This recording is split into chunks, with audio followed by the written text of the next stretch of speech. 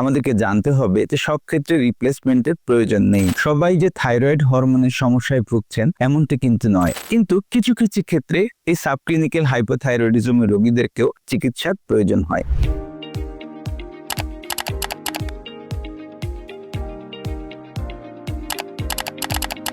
আমি আজকে যে বিষয়টি নিয়ে কথা বলবো সেটি হচ্ছে থাইরয়েড হরমোন নিয়ে কথা বলবো। থাইরয়েড হরমোনের যে ডিজঅর্ডারগুলো আছে এগুলো খুবই একটি কমন সমস্যা, যা আমরা চেম্বারে প্রতিনিয়তই রোগীদেরকে পেয়ে থাকি। সাধারণত আমরা দুই ধরনের রোগীদেরকে পেয়ে থাকি, এক হচ্ছে হাইপোথাইরয়েডিজম, আরেকটা হচ্ছে হাইপারথাইরয়েডিজম বা সহজ ভাষায় বললে থাইরোটক্সিকোসিস। এই দুই ধরনের রোগীদেরকে আমরা পেয়ে থাকি। হাইপোথাইরয়েডিজম যদি বলি তাহলে এক্ষেত্রে থাইরয়েড হরমোনের TSH কম্পোনেন্টটা বেশি থাকে এবং FT4 বা FT3 কম্পোনেন্টটা কম থাকে। অপরদিকে থাইরোটক্সিকোসিস কিংবা হাইপারথাইরয়েডিজম যদি বলে থাকি তাহলে সেক্ষেত্রে TSH হরমোনটি কম থাকে এবং FT4 বা FT3 হরমোনটি বেশি থাকে। আমাদের কাছে সাধারণ ভাষায় মাঝে মধ্যে রোগীরা নিয়ে আসেন যে থাইরয়েড হরমোনের TSH কম্পোনেন্টটা স্বাভাবিকের চেয়ে একটু বেশি, যেমন ধরুন 6, 7 বা 8 micro international unit per litre. এ ধরনের রোগীদেরকে যখন আমরা TSHটা বেশি পাই, সবাই যে থাইরয়েড হরমোনের সমস্যায় ভুগছেন এমনটি কিন্তু নয়।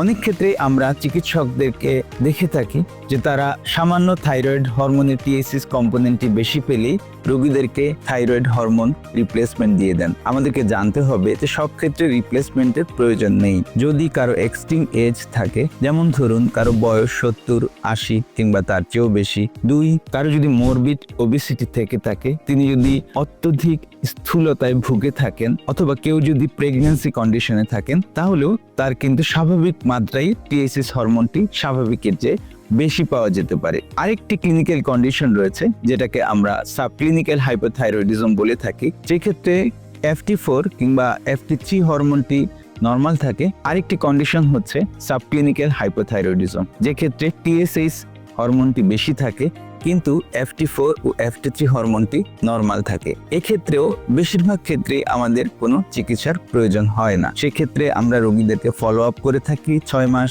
কিংবা 1 বছর পর পর। কিন্তু কিছু কিছু ক্ষেত্রে এই সাবক্লিনিক্যাল হাইপোথাইরয়েডিজমের রোগীদেরকেও থাইরক্সিন রিপ্লেসমেন্ট দেওয়ার প্রয়োজন হয়, অর্থাৎ চিকিৎসার প্রয়োজন হয়। সেই কন্ডিশনগুলো হচ্ছে 1, যদি কারো TSH 10-এর বেশি হয়, 2 কারো যদি কোলেস্টেরলের অ্যাবনর্মালিটি থাকে, দ্যাট মিন্স কোলেস্টেরল যদি বেশি হয়ে থাকে, কেউ যদি ইনফার্টিলিটিতে ভুগে থাকেন এবং কারো যদি অ্যান্টিবডি পজিটিভ হয়। অ্যান্টিবডি বলতে আমরা যেটা বোঝাই সেটা হচ্ছে অ্যান্টি-TPO বা অ্যান্টি থাইরয়েড পারক্সিডেজ অ্যান্টিবডি যদি কারো পজিটিভ হয়ে থাকে, সেক্ষেত্রে আমরা ফলো আপ না করে আমরা সাধারণত সরাসরি থাইরয়েড হরমোন রিপ্লেসমেন্ট দিয়ে থাকি। এখন আমি আসি, কোনো রোগী হাইপোথাইরয়েডিজমে ভুগছেন এটা কিভাবে বোঝা যাবে। বেশিরভাগ ক্ষেত্রেই রোগীরা অ্যাসিমটোমেটিক থাকেন, তারা নির্দিষ্ট কোনো সিমটম নিয়ে আমাদের কাছে প্রেজেন্ট করেন না।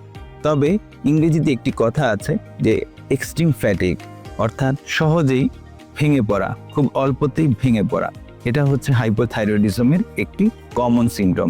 এছাড়া হিট ইনটলারেন্স বা ঠান্ডা সহ্য করতে না পারা এবং কনস্টিপেশন, দ্যাট মিন্স কারো পায়খানা শক্ত হওয়া এবং কেউ স্বাভাবিকের চেয়ে বেশি স্থূলতায় ভোগা, মুখ ফুলে যাওয়া, হাত পা ফুলে যাওয়া, মহিলাদের ক্ষেত্রে অনিয়মিত মাসিক এবং মাসিকের সময় বেশি মাত্রায় রক্ত প্রবাহিত হওয়া এবং কোনো ক্ষেত্রে স্কিন ড্রাই হয়ে যাওয়া এবং হাতের নখগুলো সহজে ভেঙে পড়া, এগুলো হচ্ছে হাইপোথাইরয়েডিজমের কমন সিমটম। আমরা যদি এ ধরনের সিমটম সাজেস্টিভ মনে করি, সেক্ষেত্রে আমরা থাইরয়েড ফাংশন টেস্ট করি। সেক্ষেত্রে আমরা FT4, FT3 এবং TSH component of thyroid hormones আমরা এগুলো অ্যানালাইসিস করে রোগীর হাইপোথাইরয়েডিজম আছে কিনা এটা নিশ্চিত করি এবং নিশ্চিত করার পাশাপাশি কিছু অ্যান্টিবডি টেস্ট করে থাকি, যেমন অ্যান্টি-TPO অ্যান্টিবডি, অ্যান্টি-থাইরোগ্লোবিউলিন অ্যান্টিবডি এবং কখনো কারণ বিবেচনায় রোগীর কখনো থাইরয়েড স্ক্যান বা থাইরয়েড সিন্টিগ্রাফিও করে থাকে। লাস্ট অফ অল যে কথাটি বলা হয়নি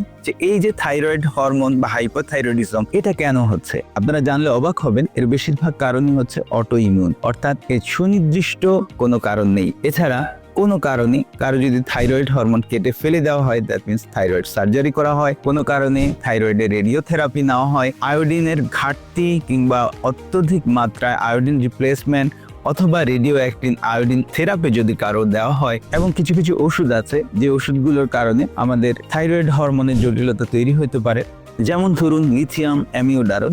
এ ধরনের ওষুধ দীর্ঘদিন সেবনের কারণেও কিন্তু হাইপোথাইরয়েডিজম হতে পারে। সহজ ভাষায় আপনাদেরকে হাইপোথাইরয়েডিজম সম্বন্ধে কিছু কথা বলার চেষ্টা করলাম।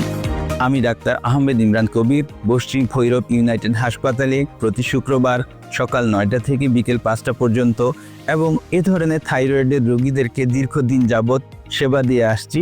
আপনাদের যদি এ ধরনের থাইরয়েডের সমস্যায় ভুগে থাকেন, নিশ্চয়ই আপনারা যোগাযোগ করবেন। সবাই ভালো থাকবেন, সুস্থ থাকবেন। আসসালামু আলাইকুম।